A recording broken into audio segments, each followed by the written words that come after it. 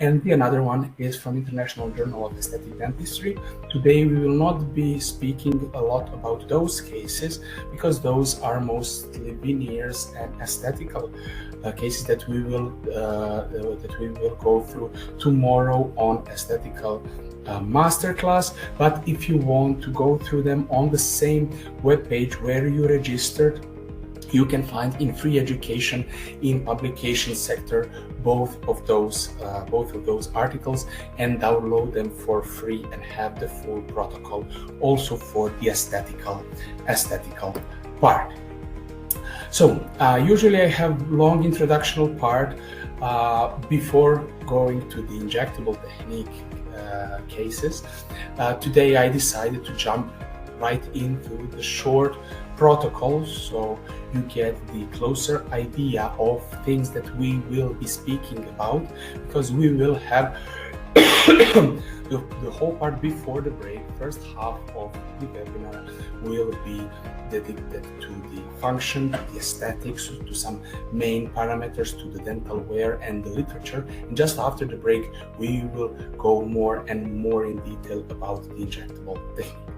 So when we speak about the protocol, first, as I told you, we need to have prepared wax up, which in the case of some kind of the oral rehabilitation, of course, need to include at least one dental arch. Based on this transparent silicone will be formed.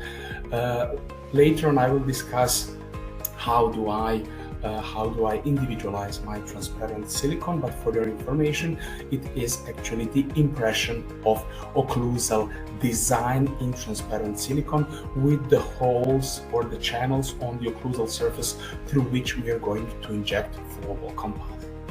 When doing full mouth cases, I like to isolate everything with the rubber dam. When doing the veneer cases, I'm rarely using rubber dam because it's much easier to isolate upper anterior teeth, for example, than lower molars. So the concept of the procedure will be slightly different. After the isolation, we also isolate every second tooth to prevent over etching of those. We are etching the surface where we plan to apply the composite, but have in mind that under the pressure, most probably, while you will be injecting the flowable composite will flow more cervically than you planned. And if you didn't, or if you haven't etched this part and didn't remove this composite, and the composite stays on unetched and unprepared enamel, you can face discoloration or small chipping over time. So it's always better to etch a little bit more cervical. After rinsing and drying, we are going to apply the adhesive, spray it out, light cure it like for any other composite restoration. Then we are going to fit our transparent silicone in distal area like this one, fixate the flowable composite through the channel, inject and light cure the material.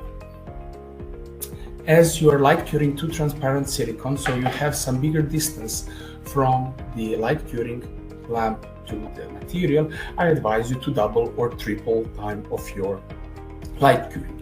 And here we have our direct composite tabletops on this premolar. The same was done for the molar. Okay. After this, we are going to remove some smaller excess, do some finishing, and when it's done, we're going to inject the rest of the teeth. You can also use the glycerin gel for final polymerization. As you know, each composite or resin which is in contact with the air or with the oxygen from the air will not be perfectly polymerized. It's called oxygen inhibited layer, which is on the surface part. In theory, there should not be air in between our composite and on the surface of our composite, because transparent silicone is kind of barrier. But just to be double or just to make sure, I like to cover everything with glycerin gel and light cure once again. And then the same thing is done for the all other teeth.